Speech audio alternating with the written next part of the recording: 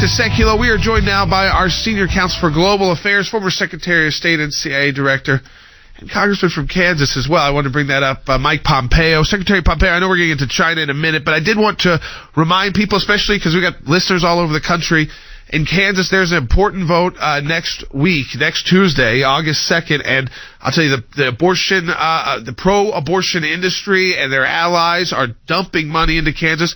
But ACLJ Action, and because we've partnered with you on ads that we're running, and we can put those up on the screen now for people. It is called, Secretary Pompeo, the Value Them Both Amendment, and it's important that we're letting people know to vote yes on that amendment. But you just wrote an op-ed too in the newspaper there in Kansas.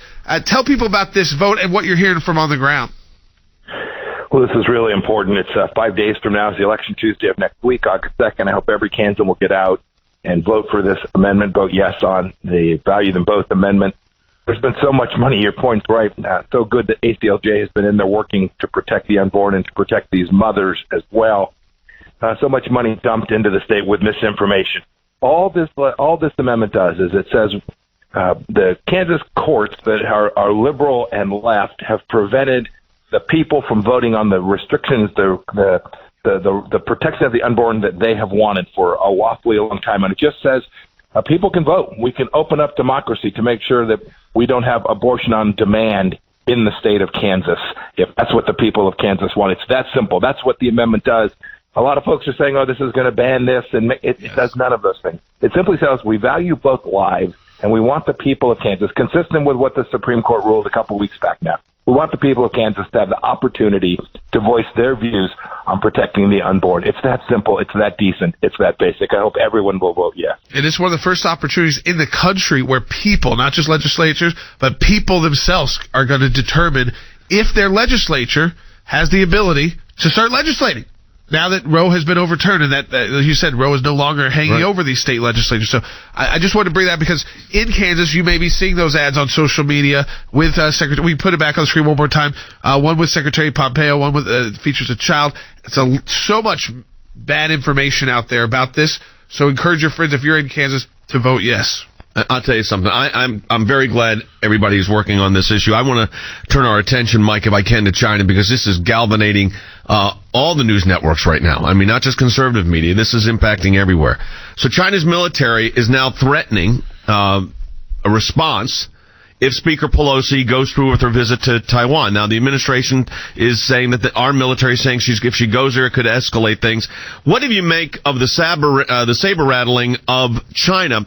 Especially, you've got conservative members of the House and Senate saying they'd go with her too now. It's becoming a big issue for the United States, this visit to Taiwan. What's your sense of China's actual actions here? So I think the first thing we should do is the basic principle, which is that the Chinese Communist Party ought not to dictate American policy with respect to any nation. We shouldn't allow some second-tier diplomat to issue a statement or some whisper campaign to cause the United States to bend a knee to the Chinese Communist Party. It's what we've done for a long time, Jay, right? They tell an airline you can't put Taiwan on your airline route. They tell a Hollywood producer you can't write about China in a certain way. We won't show your movies. They tell an NBA player or someone in the crowd you can't hold up a sign. To have the Speaker of the House, the third-ranking federal official, to tell that the Chinese Communist Party can say, you know what, we don't think you should go to this independent nation, Taiwan. And then for us to say, you know what, we're afraid of you, we're fearful of you, and not allow her to go because we don't think our military is capable of keeping the security blanket for the United States of America. Imagine what Vladimir Putin will do. Imagine what Chairman Kim will do. Imagine what the Ayatollah will do. If it just takes a press release to frighten the United States of America, this puts us in an incredibly difficult place. And I mean, Secretary Pompeo, she needs to go. That the general consensus is, you announce this, we are the United States of America. She's the third-ranking executive official. Right. I mean, in line to the presidency. And if she wants to go to an allied country, another place is not going to tell our politicians what to do. But I am nervous now because she's getting this pressure. There are some Democrats standing with her, a lot of Republicans standing with her, which is unique, but she's getting a lot of pressure from the White House and from Kirby and others, National Security Council, that this is too dangerous and not worth it. I think it's worth it, and I think it's Secretary Pompeo, it's a statement that needs to be made. I think it's absolutely worth it. I tweeted with a little bit tongue-in-cheek that I'd go with her last weekend. But I would. This is not partisan. This is about protecting the United States of America and not being bullied by the Chinese Communist Party.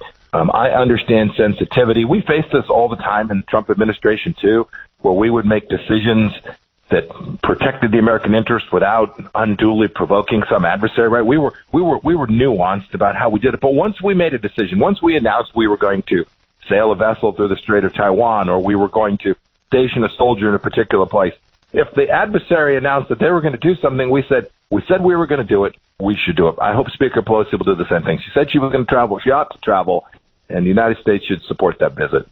I'm going to play what Admiral Kirby, the spokesperson, has said on this, because it kind of tells you where the administration is coming from. Take a listen.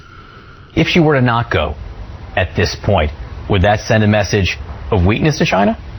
I'm not going to get ahead of the speaker's travel, John. As far as I know, she's not made any decision and certainly hasn't announced anything. Again, our job is just to make sure she has the context and information available so she can make the best decisions wherever she goes. But, Mike, if she decides now, after all of this, to not go, isn't that exactly what Berman asked? Doesn't that send a message of weakness to China about the United States? Of course it does, Jay. Just imagine a couple of scenarios. Imagine a month from now, China threatens Australia by saying that they won't allow tourists to go travel through the country. And we call the Australians and say, don't bend a knee. Don't listen to them. You should still do what you're going to do. You should still put submarines in the water, whatever it may be. The Australians are going to say, you wouldn't even send your darn speaker to Taiwan.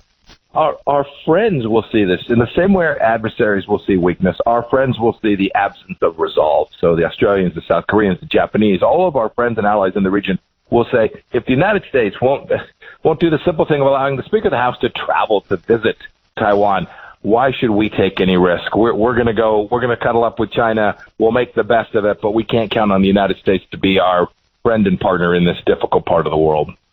You know, this, to me, because we got President Biden, he's going to be on the phone with President Xi tomorrow.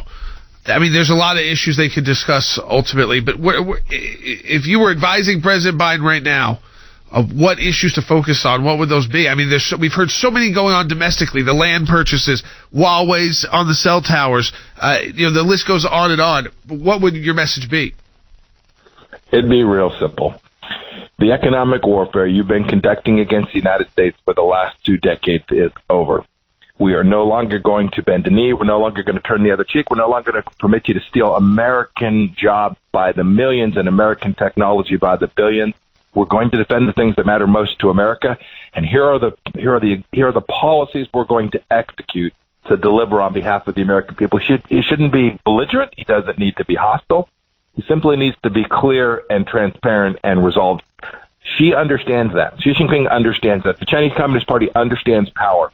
What they don't understand is an America that has an absence of resolve. They will drive a truck through that weakness, Jordan, and that is very risky for the United States over the next weeks and months and years. One last thing, Mr. Secretary, and that's this. We're at a pivotal point. We've talked about the infiltration into the academy, into businesses, into the Federal Reserve System.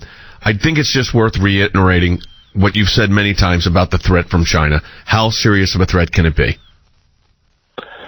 The scale of the threat from the Chinese Communist Party rivals the threat that America faced from the Soviet Union. It is even more difficult because of the economic interdependence between the United States, between the West and the Chinese Communist Party. Xi Jinping is intent on making sure our kids and grandkids live in an America that looks more like China than it does our republic. Yeah. We have every responsibility to push back against that and make sure that the world looks more like America and that America still looks like America another 250 years from now.